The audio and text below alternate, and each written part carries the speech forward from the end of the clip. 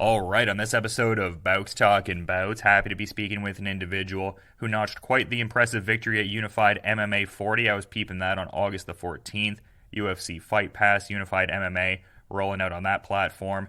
And KB Bhullar getting the victory over Anton Tokarchuk, and going to be talking to KB a little bit about that and a few other subjects. How's your day going so far, though, KB? The day's going good, man. Just finished walking the dogs. Pretty relaxed. How about yours? Oh, yeah, my day's going pretty well, doing a similar thing, kind of a little bit of hanging out with the dog in between, getting a bit of work in and stuff like that there, but gotta wonder how you're feeling after that win in the sense of, like, is there a degree of relief just coming off of, back-to-back defeats, something you're very unfamiliar with professionally? Like, was there a relief kind of sensation getting that Takarchuk victory there?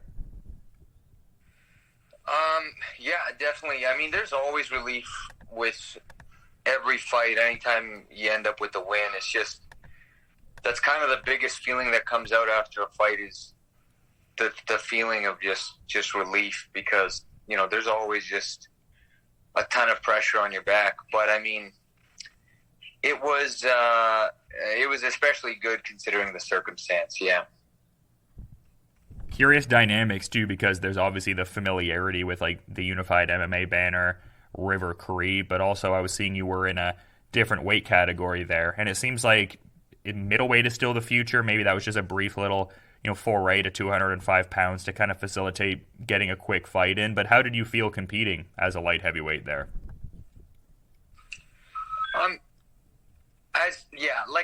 My future is at middleweight. The only reason I took the fight at light heavyweight was because I had 5 weeks to get ready for the fight, and then I figured, man, I can use that 5 weeks to train fully, not have to worry about my weight at all, and then not have to spend that just that 1.5 weeks where weight becomes an issue and you really gotta dial it down, and then life becomes just terrible for a little bit. So I figured, if I can take a fight at 205, then let's do it. Why not? I have the frame and the size to be able to hang with those guys. So, I mean, right now, I guess if opportunities present themselves at 205 pounds and the fight makes sense, then I would take it. But my home for the long run is 185. Yeah, for sure. Makes sense. And just fighting a guy like Anton Tokarchuk, a guy who's, pretty tenured across a few different combat sports and a bit of an unorthodox kind of style from what I've seen in certain past outings. Like, what were your thoughts on, I guess, some of his stylistic proclivities and the actual, I guess, physical components of the fight there? Oh, he was super weird. Like, it was like fighting like those inflatable tube men. Yeah.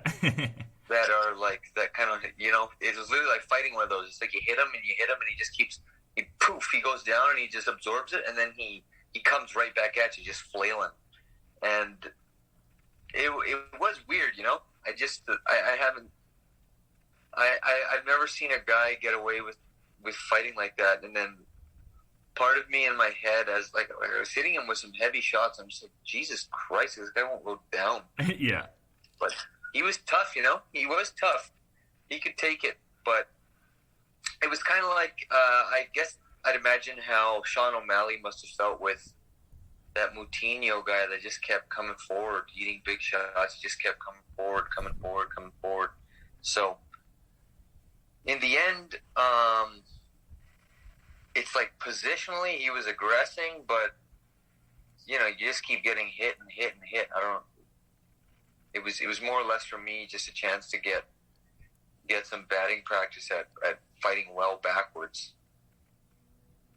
Yeah, some guys just have that level of almost like preternatural durability. Like, it's like, I don't know how you're withstanding these blows. Must be something within the biochemistry there. But it seems like you're in a good spot. And as far as Unified being on UFC Fight Pass now, it seems like another run in the UFC would be the desired, I guess, unfurling of events. So is there any kind of processing of that? Like, when you see you're on UFC Fight Pass and see some of those surrounding facets, does it present something of a clear path, like maybe get a couple victories in Unified and have another go in the UFC, or are you not thinking like as far in the future with that, or being presumptuous? It's great that that Unified is on UFC Fight Pass and whatnot, and they're just getting a broader scope to be able to showcase their product.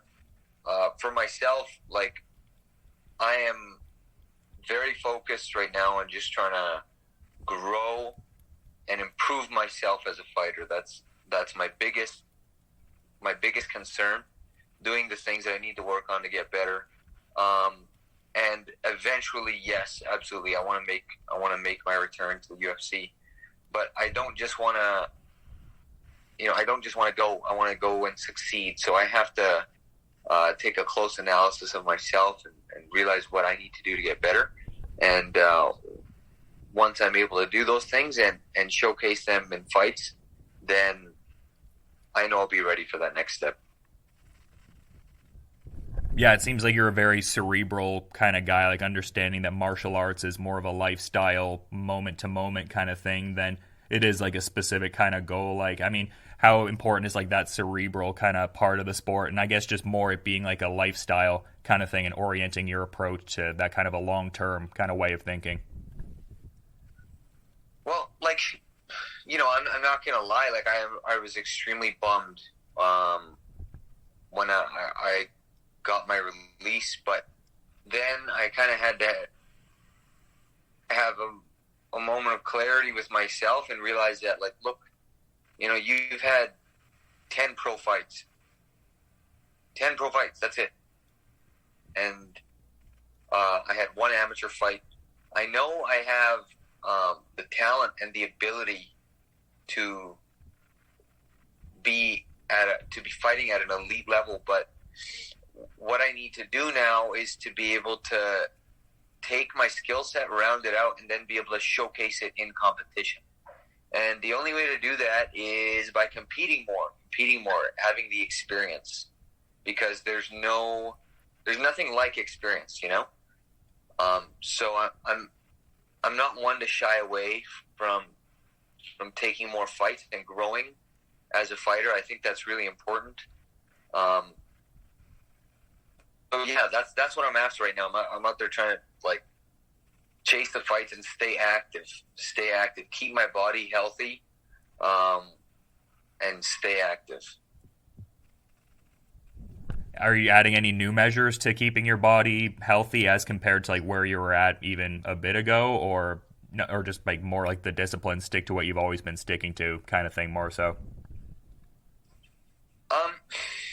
Well, I guess before I would really redline my body a lot during fight camps, and I would kind of show up to fights beat up a lot of the time. Like, we spar very hard, and we spar like hard, like two to three times a week of like live rounds. And I'm trying to be a little more aware of when that's needed and when it's not needed. Also doing the right things with, nutrition, sleep, and other things I can do to recover faster, in the realm of obviously what's allowed, but just to recover faster and get back to training and treating my body with a degree of respect, understanding that, fuck, this is my weapon. This is what I use to make a living. So I got to treat it with respect, even against Anton, I kept, like, I've been going in for like the last 6 months with like just this annoying ass, like Achilles tendon pain. Like, it's been like bothering me like crazy. And then finally just having the resources to go have it looked at, and then realizing what was causing it, treating that, and then having that go away. Just like that, the little things like that make a world of a difference. All these kind of things that add up, all these little recovery modalities that add up and help you keep you in the game longer, because injuries suck, and we're notoriously known to but then you show up to fights kind of broken, which I don't want to do anymore. Yeah, for sure. I mean, you guys definitely push a pace in that gym, but like finding that, point where you're not quite redlining as of yet. But I mean, amazing work you're able to get in with the shaved bears there. And stuff like that. I mean, Tanner Boser, obviously a well-known individual from that gym, but on the localized level of Unified MMA 40, like, it must be a bit curious because, like, in the main event and co-main event, there's that, I guess, bit of a duality in as far as, like, you know, teammate Graham Park getting the W, Neil Anderson, I mean, great performance, but ending up with the loss there and everything like that. Like, just on a teammate level, what's it like to kind of be there on those nights where it's like you have the highest of highs kind of dynamic with one individual, but then with the other individual, it's more of a, you know, go back to the drawing board, as it were, kind of a dynamic? You know, ultimately, you know, you just have to be very happy for Graham for, you know, what he did. You know, beautiful victory on his part. And then, like, for Neil, obviously, I was choked because I knew how hard he trained. I knew the work he put in to be able to get that opportunity. And I feel like, you know, ultimately down the line, if he wants it, I think that rematch will be available to him. He gave him a hell of a fight. Both fighters did a great job, great toughness and grit shown by Hamo to be able to secure the win that late. I mean, that'd be a fun fight to see again. Ultimately, I try and be as even keel as I can with teammates on fight nights, especially when I'm fighting, because I have to try my best to focus on myself. But, you know, it is tough because you really care about these guys. These guys are in there with you day in, day out, and you guys are working together and helping each other get better. So you want the best for everybody. But, you know, it is a cutthroat sport. Sometimes you win, sometimes you lose. But in the end, you just got to be there for your boys and your girls who are on the team as well. Yeah, well-articulated kind of space to be in there. And, yeah, it seems like you guys have that great level of rapport, even beyond just the martial arts work, just a certain level of friendship, and you all got your special titles there, like Tanner Boser being the Claw Machine Goat, Neil Anderson is the Donaire King. I was talking to Tanner Boser. I totally forgot about that. No. Neil Anderson is not the Donaire King. I am the Donaire King. I defeated Neil. Oh, damn. So you're concurrently the Poutine Prince and the Donaire King? Yeah. Damn. I didn't know I was talking to the champ here, but what I was going to ask was, yeah, because I was talking to Tanner, and he was saying the Claw Machine was sometimes in short supply just with the surrounding nature of the pandemic. Has your ability to procure poutine been hindered at all? You know what? Like I said before, I'm trying to stay away from that stuff. I had my 1 week after the fight where I got to have some fun and just eat like a maniac. But I don't know. It's not hitting the same anymore. Like, it's not making me feel like as good. I think I've matured and just been like, it's probably not good to eat till you're in pain. And yeah, I wanted after this fight to come back and fight again on the September 21st card. But unfortunately, I was just having some issues with my back, and I haven't been able to get back into swing of training right away. But I'm just trying to get that dealt with quickly, and you know, it's healing up, so I just need to heal that up and get back to training as soon as possible. And hopefully, I can fight again in the next. I'd love to in the next 4 to 5 weeks. Cardio's still good. The timing still feels good. I literally just now got a text from my striking coach saying to come in at 5:30, so that's good. But yeah, I mean, with binge eating and all that stuff, going crazy with the donaires and the poutine, I try and be more serious about it now and not do it for quite as long. Yeah, maybe save like the binge eating for when you're in like a Japanese restaurant and like the matching tracksuits with Coach Jeff and stuff like that. Yeah, that was before Tanner fought Arlovsky. We went there, but I mean, we ate light that night. It was like the night before Tanner's weigh-in. So I mean, Tanner doesn't got to cut any weight, but you're not always that hungry right before you fight. So we took it pretty easy. But there's a all-you-can-eat Japanese restaurant in Edmonton called Watari. That's some good food. I was gonna say, I feel like I've been there actually now that you say that, and yeah, definitely a great place. Been to a couple places like that. Was it on White Ave or whereabouts is that? No, not on White Ave. It's actually downtown Jasper Ave. Oh, okay, yeah. Jasper's a good place too, no doubt. But I kind of wanted to touch on the Pokemon a little bit because it seems like you were looking to complete the Pokemon Shield Pokedex there and everything like that. And I also saw you compared Tanner to crocodile evolving into a feraligator as well. Is that something you and Tanner still kind of bond over a little bit, the Pokemon? I mean, it seems like he's more Pokemon Go, but just the general space and fandom and whatnot. Yeah, he was supposed to bring his Switch to Abu Dhabi when we went, but then he completely forgot it, and he wrecked it. You know, that could have been something great, but he wrecked it. Tanner, absolutely. I think when he was like his full evolution now, he's a feraligator, man. That's who he is. That's like his Pokemon spirit animal.